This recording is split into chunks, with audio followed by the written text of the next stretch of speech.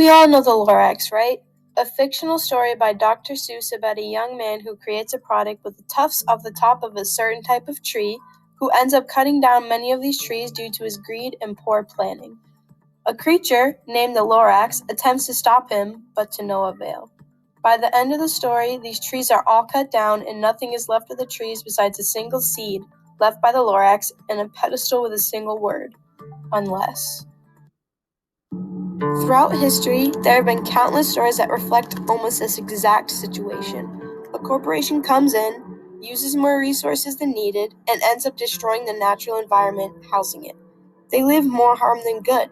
Such is the case for Love Canal, a small community where in 1942, a company named the Hooker Chemical Company used a partially dug canal near Niagara Falls to dump toxic waste.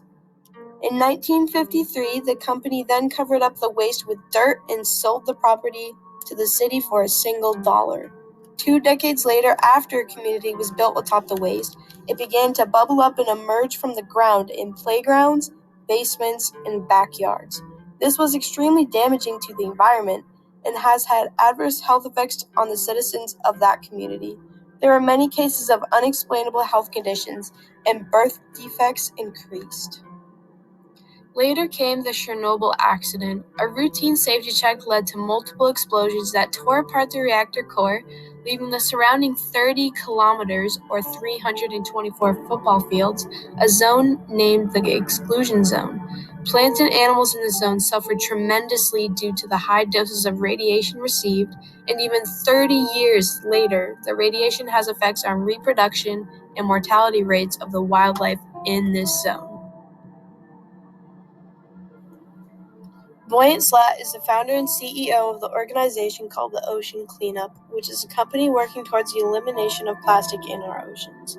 In 2016, the organization conducted a survey to determine how much plastic is floating in the Great Pacific Garbage Patch, a floating area of plastic larger than Texas by nearly 1 million kilometers squared, 904,336 kilometers to be exact. They used cameras to picture every piece of plastic seen in this area, then estimated the total amount of plastic in the entire patch. The numbers surprised the researchers, and the amount of trash found on the outskirts was what they expected to be on the inside, which is denser than the outskirts. They estimated that there are approximately 79,000 tons of plastic floating in this island. This plastic will slowly break down into microplastics, which sink to the ocean floor and enter the food chain through scavengers.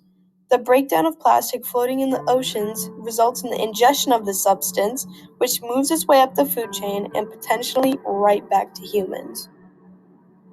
Alongside polluting our oceans with our waste, we pollute our Earth with it as well. As of 2015, around 262 million tons of municipal trash was produced, while more than half of it was landfilled.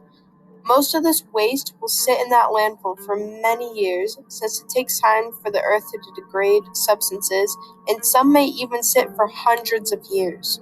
If we continue getting rid of our waste the same and keeping the amount we produce the same, then we are going to run out of space to put our trash. Landfills are unsustainable and unhealthy for our earth, especially if they are managed poorly.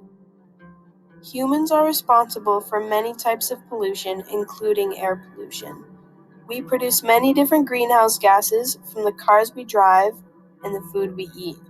Livestock greenhouse gas emissions now account for 14.5% of all human-induced emissions, which is pretty alarming that this number would be significantly lower if humans did not have such a high demand for meat and dairy.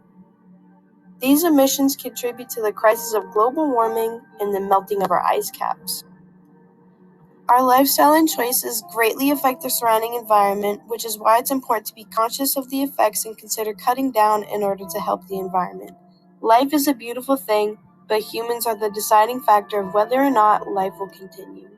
Be aware of the adverse effects and be able to say no and take charge of your footprint. Ignorance will be the death of our planet, our only planet. Any step towards bettering of our Earth, no matter how small, will alter the health and future of this beautiful planet. As Dr. Seuss wrote, unless a person like you cares a whole lot